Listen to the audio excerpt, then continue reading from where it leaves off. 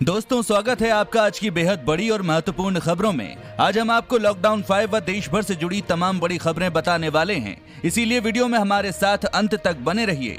चलिए इसी के साथ बढ़ते हैं आज की हेडलाइंस की तरफ, जहां आगे आप देखेंगे चीन पर मोदी के बयान पर विवाद। पीएमओ ने कहा प्रधानमंत्री की बात को गलत तरीके से पेश कर बेवजह विवाद खड़ा कर रहे हैं। आगे जानेंगे इस पूरी खबर को विस्तार से। साथ ही पीएम मोदी ने लॉन्च की नई रोजगार योजना, जानिए कौन ले सकेंगे फायदा और कैसे मिलेगा काम। जानने के लिए बने रहिए हमारे साथ वीडियो के अंत तक। इसके अलावा सावधान, कम नहीं हुआ है कोरोना का खतरा, WHO ने दी खतरनाक चेतावनी। आगे हम आपको इस दावे की पूरी रिपोर्ट बताएंगे। साथ ही देखेंगे अनलॉक 1 में सब्जियों के भाव 4 गुना तक बढ़े, अब बिक रही है इस भाव में सब्जियां। आगे जानेंगे इस पूरी खबर को, जानेंगे इस खबर की पूरी रिपोर्ट। साथ ही साथ दिल्ली में अब होम क्वारंटीन हो सकेंगे कोरोना पॉजिटिव, राज्यपाल ने वापस लिया फैसला। आगे हम आपको इस खबर की पूरी रिपोर्ट दिखाएंगे। लेकिन उससे पहले दोस्तों, वीडियो को लाइक जरूर करें। आपका एक लाइक करना ही हमारी मेहनत का फल होता है, तो लाइक करना बिल्कुल भी ना भूलें। बिना देरी किए लिए चलते हैं आपको आज की सबसे पहली खबर की तरफ। चीन पर मोदी के बयान पर विवाद। पीएमओ ने कहा प्रधानमंत्री की बात को गलत तरीके से पेश कर बेवजह विवाद खड़ा कर रहे। उन्होंने 15 जून की झड़प की बात की थी। ना तो कोई भारतीय सीमा में घुसा है और ना ही कोई भारतीय पोस्ट किसी के कब्जे में है। प्रधानमंत्री नरेंद्र मोदी के इस बयान से ड्रैगन बौखला गया है। शुक्रवार को पीएम मोदी ने भारत चीन सीमा विवाद और गलवान घाटी हिंसा को लेकर देश को संबोधित किया था। इसके बाद से चीन ने गलवान घाटी पर तेवर सख्त कर लिए हैं। चीन ने भी शनिवार सुबह अप्रत्याशित तौर पर एक लंबा बयान जारी कर सारा दोष भारत पर मढ़ने का प्रयास किया है। चीन ने एक बार फिर शनिवार सुबह जारी बयान में पूरी गलवान घाटी पर अपना दावा जताया है। इतना ही नहीं, हाल ही में पूर्वी लद्दाख सीमा पर हुए विवाद के लिए भी पूरी तरह से भारत को ही दोषी ठहरा दिया है। चीन के विदेश मंत्रालय के प्रवक्ता लिजियान झाओ ने सोशल मीडिया पर अपना बयान जारी किया है। चीनी प्रवक्ता ने यह दिखाने का प्रयास किया कि भारत अपनी गलती मान गया है और वो अपने सैनिक पीछे कर रहा है। चीनी दावों के विपरीत सच्चाई ये है कि भारतीय सेनाओं ने चीन सीमा से लगे अग्रिम मोर्चों पर तैनाती बढ़ा दी है। प्रधानमंत्री ने शुक्रवार को अपने बयान में स्पष्ट कर दिया है कि सेना को फैसले लेने के लिए पूरी छूट दी गई है। चीनी प्रवक्ता ने झूठे दावे करते हुए लिखा है कि गलवान घाटी वास्तविक नियंत्रण रेखा के चीनी साइड में स्थित है। कई वर्षों से यहां पर चीन की सेना पेट्रोलिंग कर रही है। अप्रैल से भारतीय बॉर्डर सैन्य बलों ने वहां मनमाने तरीके से सड़क, पुल और दूसरी सुविधाओं का निर्माण शुरू किया। चीन ने कई मौकों पर इसका विरोध किया, लेकिन भारत ने इस पर ध्यान नहीं देते हुए LAC के आगे तक निर्माण काम कर चीन को भड़काने की कोशिश की। पीएम मोदी ने लॉन्च की नई रोजगार योजना, जानिए कौन ले सकेंगे फायदा और कैसे मिलेगा काम।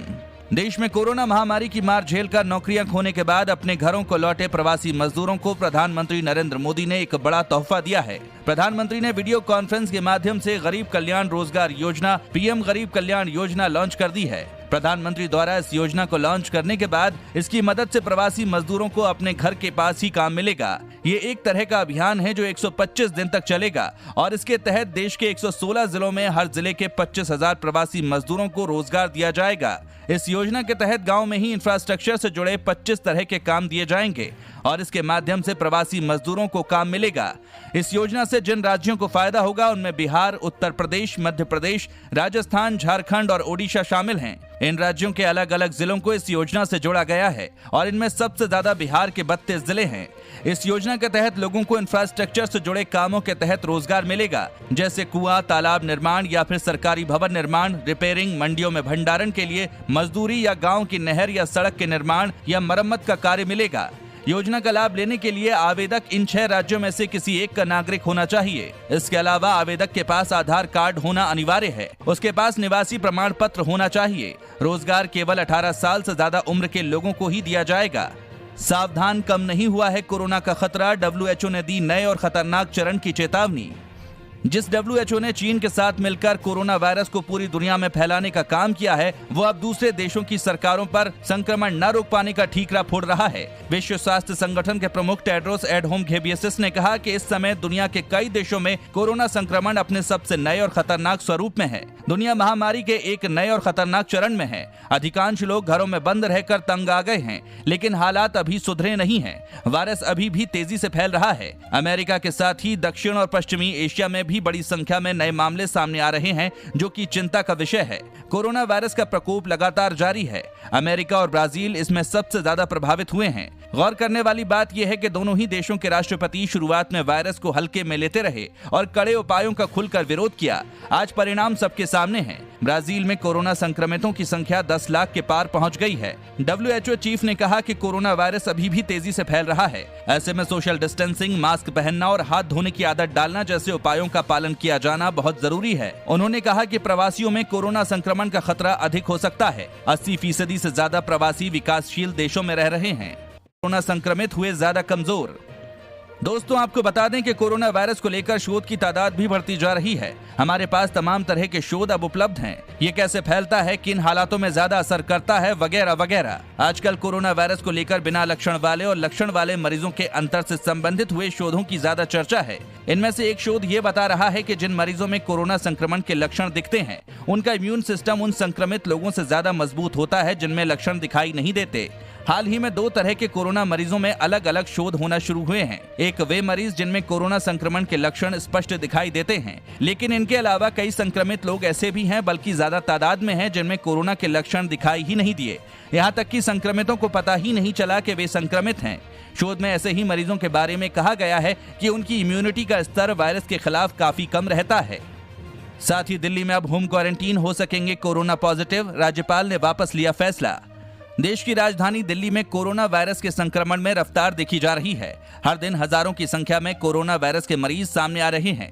इस बीच दिल्ली के उपराज्यपाल अनिल बैजल ने 5 दिन के संस्थागत क्वारंटीन का फैसला वापस ले लिया है। दरअसल बीते दिन ही दिल्ली के उपराज्यपाल अनिल बैजल ने कोरोना वायरस के पॉजिटिव मरीजों को होम क्वारंटीन करने पर रोक लगा दी थी। उपराज्यपाल ने दिल्ली में कोरोना संक्रमित मरीजों को पहले 5 दिन अनिवार्य संस्थागत क्वारंटीन करने का आदेश दिया था। हालांकि अब उपराज्यपाल ने अपना ये फैसला वापस ले लिया है। इस बारे में दिल्ली के उपराज्यपाल अनिल बैजल ने ट्वीट किया है। ट्वीट के माध्यम से अनिल बैजल ने कहा है कि जिन कोरोना पॉजिटिव मरीजों के घर में आइसोलेशन की पर्याप्त सुविधा उपलब्ध नहीं है, उन्हें ही संस्थागत क्वारंटीन की प्रक्रिया से गुजरना होगा। वहीं देश की राजधानी दिल्ली में कोरोना वायरस के संक्रमण की रफ्तार तेज हो चुकी है। दिल्ली में अब तक कोरोना वायरस के 53,116 मरीजों की पुष्टि हो चुकी है। इसके अलावा दिल्ली में कोरोना के कारण मरने वालों की संख्या 2000 के पार हो चुकी है। दिल्ली में कोरोना के कारण 2035 लोगों की जान जा चुकी है। दोस्तों, आगे और भी बड़ी खबरें बाकी हैं। वीडियो में हमारे साथ बने रहिए। उससे पहले अगर ऐसी ही खबरें रोजाना पाना चाहते हैं तो अभी चैनल को सब्सक्राइब करके बेल के आइकन को जरूर ऑन करें। कोरोना के खिलाफ मजबूत इम्यूनिटी ही सुरक्षा कवच, घर पर मनाएं योग दिवस, पीएम मोदी। दोस्तों, आपको बता दें कि प्रधानमंत्री नरेंद्र मोदी ने 21 जून को 6वें अंतर्राष्ट्रीय योग दिवस पर सभी लोगों से घर पर ही परिवार के साथ योग करने की अपील की है। इतना ही नहीं, कोरोना महामारी को देखते हुए पीएम मोदी ने लोगों से योग के दौरान भी सोशल डिस्टेंसिंग का खास ख्याल रखने की अपील की है। शुक्रवार रात देशवासियों को संबोधित करते हुए पीएम मोदी ने कहा कि बीते 5 वर्षों में पूरा विश्व योग से जुड़ा है। इस बार हमें अंतर्राष्ट्रीय योग दिवस को अपने परिवार के स्वास्थ्य के लिए समर्पित करना है। हम खुद योग करें और दूसरों को भी प्रेरित करें, जिससे हमारा समाज और परिवार स्वस्थ रहे। पीएम मोदी ने आगे कहा कि हम सब लोग ये जानते हैं कि दुनिया में कहीं भी कोरोना वायरस की वैक्सीन अब तक तैयार नहीं हो पाई है। इसलिए मौजूदा समय में मजबूत इम्यूनिटी ही हमारे लिए, हमारे परिवार के लिए सुरक्षा कवच है। इस सुरक्षा कवच को बनाने में योग हमारा विश्वसनीय साथी है। अनलॉक 1 में सब्जियों के भाव 4 गुना तक बढ़े। अदरक व धनिया 120 रुपए किलो। दोस्तों, आपको बता दें कि कोरोना के कारण इस बार लगे लॉकडाउन में जहां सब्जियां सस्ती मिल रही थी, वहीं अब अनलॉक शुरू होने के बाद 2 गुना से बढ़ 19 दिन में ही 4 गुना तक बढ़कर आम लोगों की पहुंच से दूर हो गई हैं। सलाद में काम आने वाली खीरा, ककड़ी, प्याज और टमाटर के दाम तो 4 गुना तक बढ़ गए हैं। जबकि लॉकडाउन के दौरान तो हालात ये थे कि सलाद के रूप में प्रयोग होने वाली सब्जियों को समाज सेवी लावारिस गौवंश और अन्य पशुओं को खिला रहे थे। कोरोना काल में आमतौर पर सलाद नहीं खा पाने वाले लोग भी इसका प्रयोग कर अपनी इम्यूनिटी बढ़ा रहे थे। बताया जा रहा है कि सब कुछ अनलॉक हो जाने के बाद सब्जियों की मांग ज्यादा बढ़ गई है। साथ ही कई सब्जियां गर्मी की वजह से शॉर्ट हो गई हैं। हालांकि शहर सहित ग्रामीण क्षेत्रों में शादी समारोह अब नहीं है और जो हुए हैं या हो रहे हैं उनमें मेहमानों की संख्या सीमित है। जानकारी के अनुसार आयुष मंत्रालय की गाइडलाइन के अनुसार कोरोना से बचाव के लिए इम्यूनिटी पावर बनाए रखना जरूरी है। इसलिए विटामिन की ज्यादा आवश्यकता होती है। ये सब पूर्ति हरी सब्जियां करती हैं। इसी का परिणाम है कि लोग जमकर ये हरी सब्जियां खरीद रहे हैं। इसी का परिणाम है कि शादी समारोह नहीं होने के बाद भी दाम बहुत ज्यादा बढ़ रहे हैं। इसी के साथ रेलवे स्टेशन पर एयरपोर्ट की तरह बोर्डिंग पास, सोशल डिस्टेंसिंग के साथ ऐसे होगी टिकट चेकिंग। कोरोना महामारी के संक्रमण को रोकने के लिए इंडियन रेलवे यात्रियों की सुरक्षा को ध्यान में रखते हुए कई कदम उठा रहा है। इसी के तहत संपर्क रहित टिकट जांच को बढ़ावा देने के लिए उत्तर मध्य रेलवे ने प्रयागराज रेलवे स्टेशन पर एयरपोर्ट जैसे बोर्डिंग पास की सुविधा शुरू की है। इसी के साथ प्रयागराज जंक्शन उत्तर मध्य रेलवे का पहला ऐसा स्टेशन हो गया है जहां बोर्डिंग पास की सुविधा रेलवे द्वारा शुरू की गई है। दरअसल कोरोना वायरस के संक्रमण से बचाव के लिए रेलवे लगातार आधुनिकतम तकनीक का उपयोग कर यात्रियों और रेल कर्मियों को सुरक्षित रखने की कोशिश कर रहा है। हाल ही में प्रयागराज जंक्शन पर एक automatic QR code based ticket scanning system लागू किया गया है। भारत में कोरोना केस लगातार बढ़ रहे, टेस्टिंग को लेकर राज्यों के प्रदर्शन में भारी अंतर। भारत हर दिन कुल मिलाकर कोरोना महामारी के लिए अब अधिक टेस्टिंग कर रहा है। बीते हफ्ते से हर दिन देश में 1.7 लाख से अधिक लोगों का टेस्ट किया जा रहा है। ये संख्या लगातार बढ़ रही है। हालांकि राज्यों के अंदर टेस्टिंग को लेकर व्यापक अंतर और उतार चढ़ाव देखे जा सकते हैं। आंध्र प्रदेश और पंजाब 2 राज्य हैं जहां टेस्टिंग की स्थिति सबसे अच्छी है। दोनों राज्यों ने एक तरफ अपनी टेस्टिंग बढ़ाई है और दूसरी तरफ टेस्ट पॉजिटिविटी रेट को अन्य राज्यों से कम रखने में कामयाबी पाई है। TPR के मायने कुछ केसों में से कितने पॉजिटिव आए ये अनुपात होता है। इस मोर्चे पर तेलंगाना और दिल्ली का रिकॉर्ड खराब है, लेकिन किसी राज्य की आबादी की तुलना में टेस्टिंग से अधिक अहम ये होता है कि वो राज्य अपने कुल केसों के बोझ की तुलना में कितने टेस्ट कर रहा है। अगर किसी राज्य में अधिक टेस्ट पॉजिटिव निकल रहे हैं तो इसका मतलब है उस राज्य को टेस्टिंग खासी बढ़ाने की जरूरत है, क्योंकि संक्रमण का फैलाव वहां अधिक संख्या तक है। दिल्ली में अब प्राइवेट हॉस्पिटल के 60% तक बेड सस्ते रेट में होंगे उपलब्ध। दिल्ली आपदा प्रबंधन प्राधिकरण की बैठक में गृह मंत्रालय द्वारा बनाई गई कमेटी ने प्राइवेट हॉस्पिटल के लिए जो बेड्स रेट तय किए थे वो प्रस्ताव पास हो गया है। इसी के तहत किसी भी प्राइवेट हॉस्पिटल के 60% तक बेड अब सस्ते रेट में उपलब्ध होंगे। उसके बाद जो भी बेड होंगे हॉस्पिटल अपने हिसाब से चार्ज कर सकता है। बता दें कि कोरोना मरीजों के उपचार के लिए निजी अस्पतालों में बेड की दरों को तय करने के लिए केंद्रीय गृह मंत्रालय ने जिस कमेटी का गठन किया था उस कमेटी ने अपनी सिफारिशें सौंप दी हैं और वेंटिलेटर बेड की कीमत को 54,000 रुपए प्रति बेड से कम करके 18,000 रुपए प्रति बेड करने का सुझाव दिया है। 3 दिन पहले ही इस कमेटी का गठन किया गया था और दिल्ली के निजी अस्पतालों में कोरोना बेड की दरों को तय करने के लिए सुझाव देने के लिए कहा गया था। तो दोस्तों, ये थी आज की कुछ महत्वपूर्ण और ताजा खबरें। उम्मीद करते हैं इससे आपको काफी कुछ महत्वपूर्ण जानकारी मिली होगी। बस इसके बदले में इतना ही चाहते हैं कि आप इस वीडियो को अपने सभी दोस्तों और रिश्तेदारों के साथ फेसबुक, व्हाट्सएप पर शेयर जरूर करें, जिससे वो भी दिन भर की बड़ी खबरों के साथ अपडेट रह सकें।